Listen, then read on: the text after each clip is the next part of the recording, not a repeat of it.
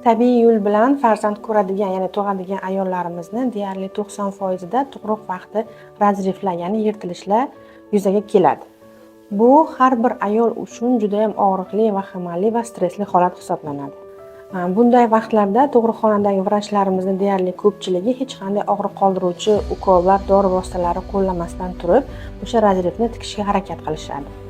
Va bu narsa juda ham noto'g'ri holat hisoblanadi. Agar tug'ayotgan vaqtingiz razriflar, yirtilishlar bo'lsa-yu, o'sha vrach sizni hech qanday og'riq qoldiruvchi ukollar qilmasdan tikmoqchi bo'lsa, bunga aslo yo'l qo'ymang. O'z haq-huquqlaringizni talab qiling. Men magistraturani tugatib, tug'ruqxonaga ishga kirganimda o'zim ko'rib juda ham dahshatli holatga tushganman. Afsuski, ginekologlarimiz bo'yicha meni yomon ko'rib qolishlari ham mumkin.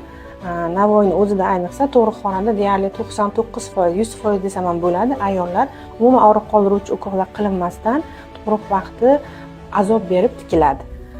Tug'ruqxonaga kerakli narsalarni tayyorlab qo'yish vaqtida hamma ayollarimizga tavsiya qilgan bo'lardim. Mana bunday 10% lidokain spreylarni o'sha sumkachaga solib qo'yishni unutmang.